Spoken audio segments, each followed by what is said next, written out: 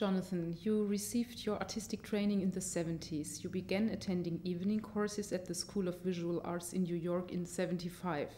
This was followed by one important year spent as a student at the California Institute of the Arts in Valencia, California in 77. At the time, that institution was a stronghold of conceptual art. Who were the formative teaching personalities there? How did you orient and assert yourself as a budding painter in an environment so hostile to your chosen medium? Well, when I first decided to study art, the reason that I decided to study art was specifically to become a painter. I decided to study art in 1974. Prior to that, in the late 60s and throughout the early 70s, I had pursued another medium, which was music. I was trying to be a music, mostly in the area of pop music. I played bass guitar and blues harmonica in a number of rock and roll bands.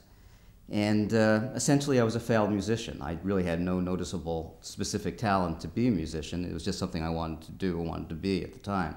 But on the other hand, conceptually, I was very good as a musician. I had very good ideas, and I was one of those guys that, not unlike some artists that one meets who, when you see their work, they really can't pull an image together, but when you talk to them, verbally, they're very good. Most of those people are usually better to be, maybe be doing other, more theoretical ends of art, because conceptually they're very sound in that area.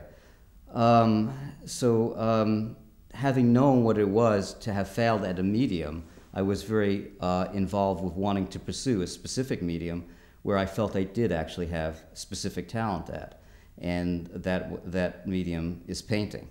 I was always able to, I always had very good eye-to-hand coordination, and I was always very good at composing a visual image, either in drawings or in paintings when I was a child, and I knew that, I just really strongly felt that this was something that I could do. So medium was very important to me. And therefore, when I went to Cal Arts, I was confronted with an institution where everybody claimed to be a conceptual artist, even those people, even those professors who actually were painters. It was kind of a dogma at the college. And the rhetoric there was that the medium was not essential, that one could engage any medium once one had the concept. Therefore, one could do the same idea in performance just as well as one could do it in film or in written text or in painting. And I personally felt that that really was nonsense. However much I might value the work of the conceptual artists of the late 60s and early 70s, and I actually do, I have a lot of respect for them, I think they're very interesting artists, that concept that at that stage and from there on out, all art would be post-studio art, and that the concept would be the overriding concern, didn't hold water with me, because I really did know the value of medium. Your paintings are both incisive and memorable. Anyone who has seen one of them will immediately recognize a work of yours as being a Jonathan Lasker. Still, modernist notions of originality are only of limited relevance for an understanding of your work. Your pictures engage in an intense dialogue with modernist art history and its later offshoots in the paintings of the 50s and the 60s. How do your paintings relate to inherited pictorial modes? Well, in a manner of speaking, I think I still am a modernist on a certain level, in the sense that this issue of how an image looks, how a painting looks, if it looks different than anything else you've seen, then I think that's a very important aspect of a painting. It's something I seek out in other painters' work. If I see a painting that is in some way visually different from what I'm accustomed to seeing in painting, I get very interested in that painting and I want to investigate it and know more about it. And that almost is one of the initial and most important criteria for me in evaluating a work of art in general, and most specifically in the area of painting.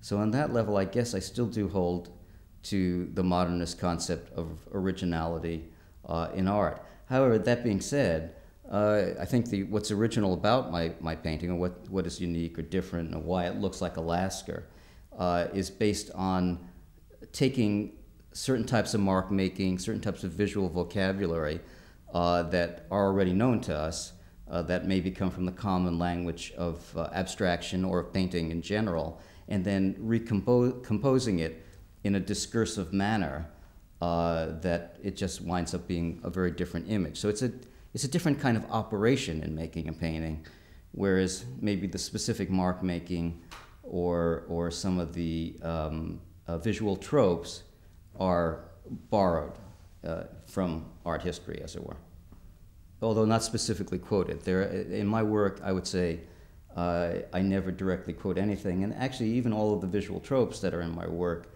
are recomposed, reconfigured, and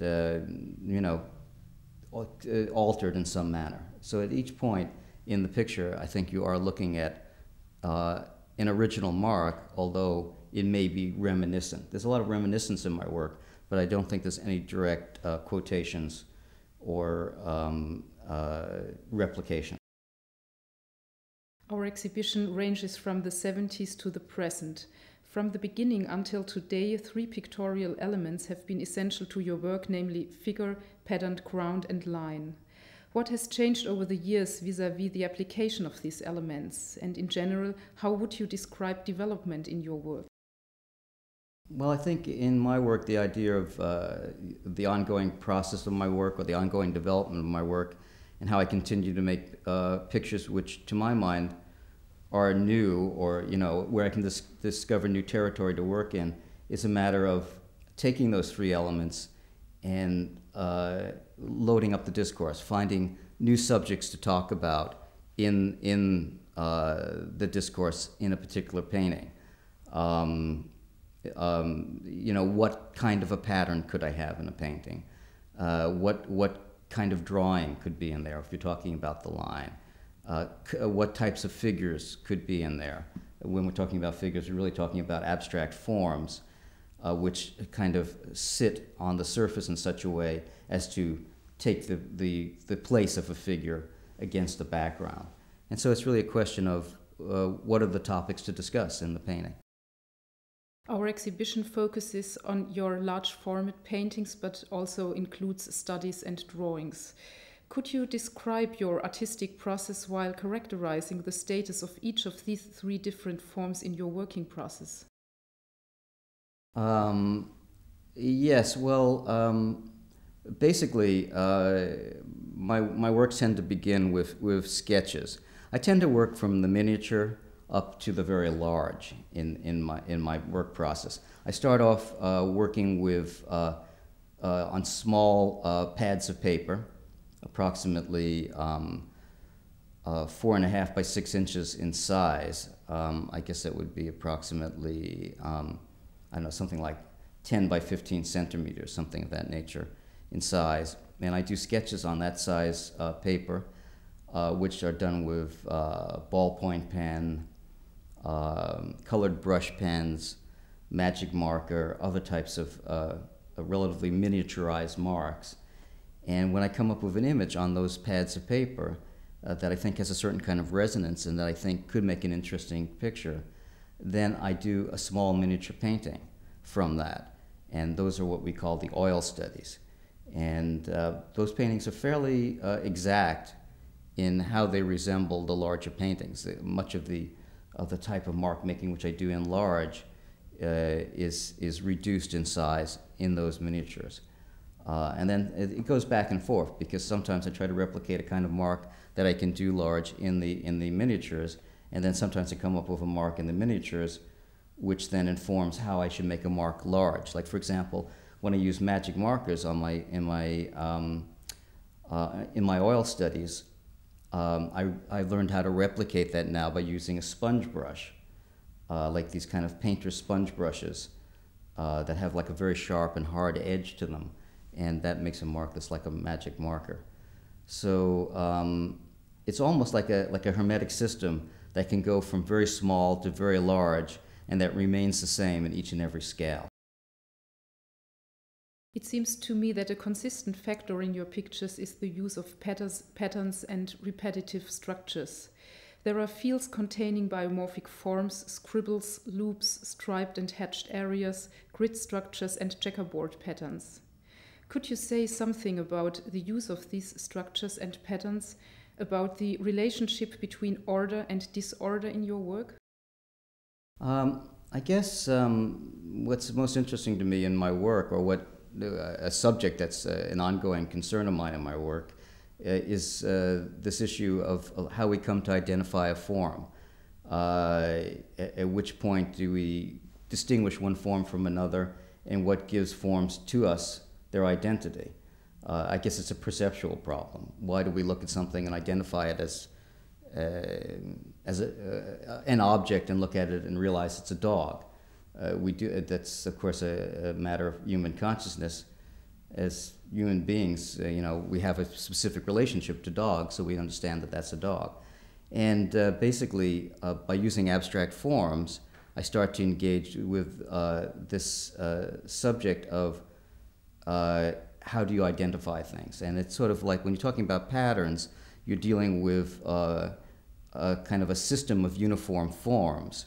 And that tends to be kind of like almost a field of universal forms, because each one is replicating one another, and you're just talking about what is universal in those forms. And then I'm interested in contrasting that with forms which take on a specificity and therefore are particular in their nature. And sometimes forms come out of the background where you have one form which is slightly particular in relationship to the universal forms in the background. So these are sort of perceptual issues, and I find that pattern backgrounds are a very good foil for having a figure-ground relationship, because you have a set of figures which are challenging the highly identified superimposed figure on top of the ground. And this creates a kind of a very interesting tension. Formally, your pictures seem meticulously balanced. They are also very consciously calculated. Especially with the paintings from the 90s to the present, all vagueness and indeterminacy has vanished. Space for the play of spontaneous expression, it seems to me, has been substantially reduced. What is the significance of preconception for your paintings?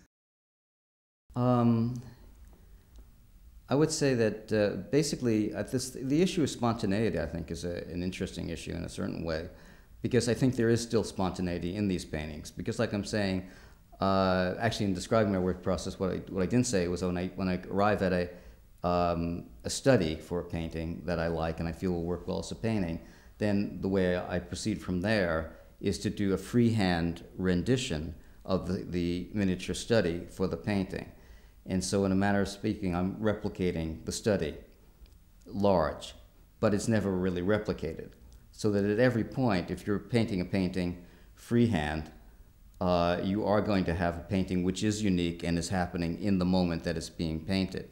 And the same thing with spontaneous touch in my paintings. There is spontaneity. There are definitely very painterly events in my painting, but they're very compressed. So spontaneity is compressed in such a manner that, to me, it becomes even more affecting in the paintings because of the tension of compressing it in such a manner against a format which is very highly preconceived. So I'm very interested in that tension very specifically. Each of your works is based on a coherent set of colors, and these are responsible for an element of tension in your works. Still, these chromatic sets differ strongly from painting to painting. You have no preferred palette, but instead you show a marked tendency towards strong, luminous, and artificial appearing tones. Can you say something about your choice of colors? Well, actually, one thing I would say is there is a fairly consistent palette in my paintings. It's just if you go from painting to painting, you'll see in each painting, particularly in an exhibition like the one we have here, you'll go from chroma to chroma. I'll tend to maybe set a very pink background painting against a yellow background painting, etc. But if you actually look at the colors themselves, if you were to put one yellow up against another yellow, you'd find that it's pretty consistently the same yellow.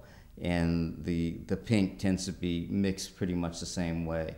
So it's a fairly limited range of colors which appear very startling because of the extreme reduction of colors. It's a little bit like the compression of spontaneity in my work.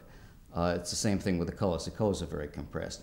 In each one of my paintings, if you could really count the colors on your hand, I think there's like 4 or 5.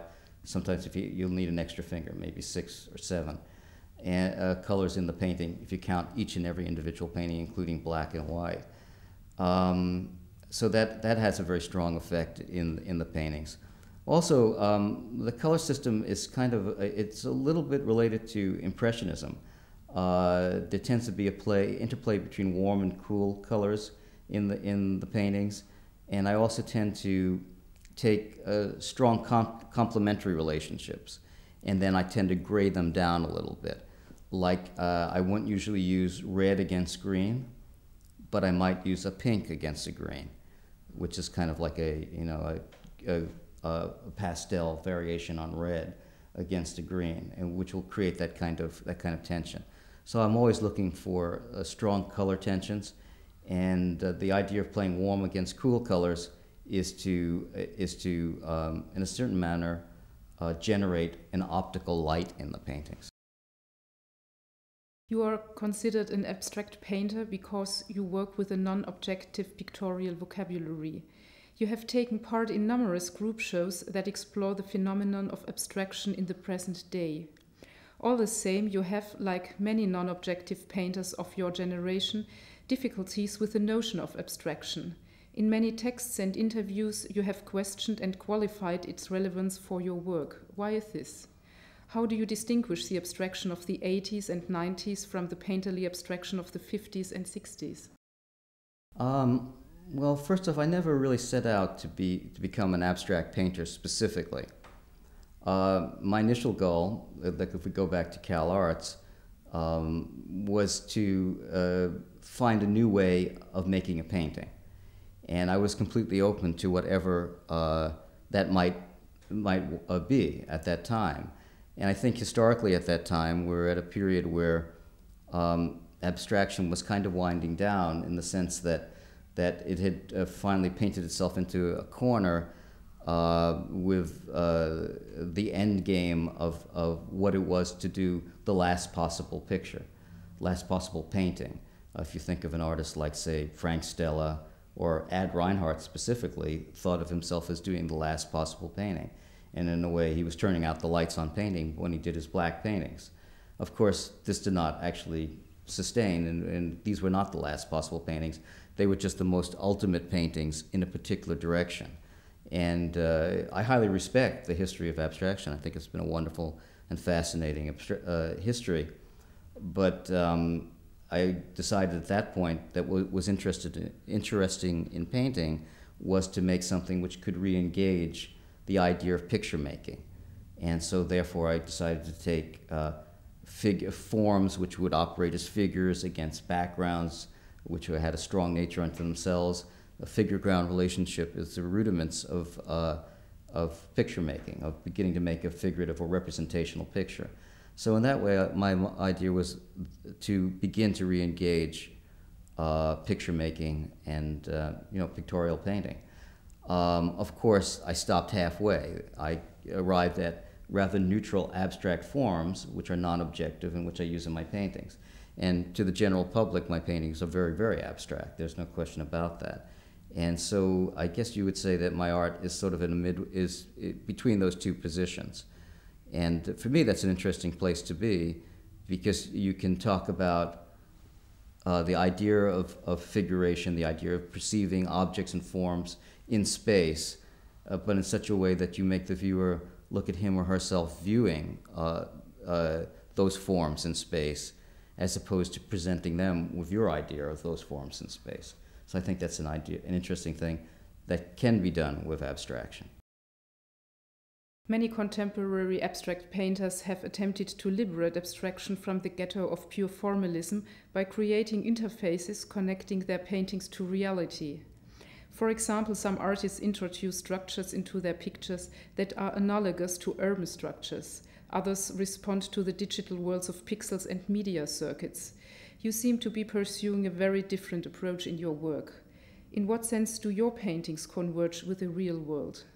I think that a little bit refers us to my previous answer, where I was talking about, the idea of perceiving forms and figures in space. And I guess in a way you could say that I'm painting paintings that are about the natural world, however unnatural they may look. I mean, my colors are certainly not, you might have a yellow background in a painting, where I think of it as being almost like a landscape painting. There's no way you would have a yellow sky in a landscape. But at the same time, I think they are referring a little bit, or very much, to nature and how we see things in space and in the world around us. Alongside the pictorial, an entire and independent level seems to inhere in the titles you give your pictures. Often one gets the impression that the poesy of the title grew out of some very special event or experience. The titles append, so to speak, fragments of stories to certain pictures. How do you come up with your titles? And concerning the work we have selected for our exhibition advertisement, what was the occasion for the title, The Eternal Silence of Infinite Space? I think of the titles as being kind of like my one-line shot at being a poet, and the nature of the poetry of in the paintings tends to be analogous to the paintings themselves. It's kind of like a parallel. My titles tend to be very ambivalent in nature, or ambiguous. Really, ambiguous is really more the term, in the sense that you often set up oxymoronic situations within the title, and the paintings have those kind of conflicts as well. So I think of it as being a verbal format which runs parallel to the paintings, although it doesn't directly comment on the images in the paintings. Although sometimes I look at the pictures and I do come up with a title which is very much distilled from the painting. It's very far away from the image of the painting, but it is sort of a distillation of what I see in the painting. In regards to the title, The Eternal Silence of Infinite Space, that was taken from a quote from Blaise Pascal, the French philosopher, when he was talking about the Newtonian universe. And I think that the quote was, "I find myself terrified by the eternal silence of these infinite spaces." And I always thought that was an incredibly fascinating line. And so I decided to make a title out of it. Your paintings have been discussed in the context of discursive postmodern painting. Such a painting no longer lays claim to the qualities of the true and the inalienable traditionally attributed to the medium. The specific contribution of more recent advanced painting could be better described as inauthentic, discontinuous, as marked by difference. How would you locate your own work within this system of references? And what is the significance of the concept of quality for your work? Well, that question sort of points in two different directions, because I think the issue of quality is a somewhat different issue than postmodernism. But maybe addressing postmodernism first, I think postmodernism is a very interesting cultural area, or I don't know if you would call it a movement, but I guess we could call it a movement. I mean, I don't think anybody that I know was consciously working within a movement as such, but of course people were working at the same time together and contemporaneously. And so there was a certain synchronicity in some of the thinking that was going on at that time, or maybe is still going on. It depends whether you consider postmodernism still to be an issue. I would say it probably is. It's been very much argued, or there's been a strong critique both in favor and against postmodernism. I think postmodernism itself is dealing with the issue of meaning at its best. I mean, on some level, there tends to be a parody, a deconstructive parody, which I think is a very negative format, a very cynical format. On the other hand, I think the best artists of that moment are trying to come to terms with meaning. Can you say that something does essentially have meaning? Can one have that faith? And it's not an easy faith to come by. And so I think there tends to be a discussion of relativism in meaning and all of those concerns. And I think that the best artists of the period are very sincere in their intent, and I think it's of definite value. Now, in regards to quality, I don't know if you can really specifically talk about I mean, quality is a very difficult topic, because quality is always by nature, at least in regards to the arts. I think in regards to almost anything that's not quantitative, anything that's qualitative, I mean, if you're saying quality, it doesn't necessarily mean something being qualitative. You can say that if something has a lot of something, it's good, and if it has very little of it, like if, then it's of bad quality. In the case of qualitative things in art, I think that term is always going to be subjective, and it's very hard to arrive at a discussion of exactly what that is. In an earlier interview with Hans-Michael Herzog, you stated, "My work has strong supporters and strong opponents." In your opinion, is this still the case today? And how would you characterize the reception of your work in Europe and in America? Well, I think maybe Europe has been a little bit more strongly supportive, in the sense that this is now my second retrospective exhibition in Europe. And I have not yet had a full retrospective exhibition in the United States. I've had a 10-year survey exhibition, and I've had a couple of solo exhibitions that were smaller of nature. Well, actually, only one. That was at the ICA in Philadelphia, and the later exhibition was through the Birmingham Museum of Art. But in regards to the controversial nature of my work, all I can say is that my paintings don't go out of their way to make friends. Basically, they just are very assertive about what they are, and they look a certain way, and people kind of tend to either love them or hate them. Although there are some people who are someplace in the middle, in the sense that they just don't get it initially. And I've found that quite often those people turn around and are very strong supporters. It takes a little while to connect to exactly what my painting system is and how I'm doing certain things and why. And so I think that the work is by nature controversial, but I'm actually very happy with that condition. I think it's fine. This conversation is taking place just before the installation of the Kunstsammlung exhibition.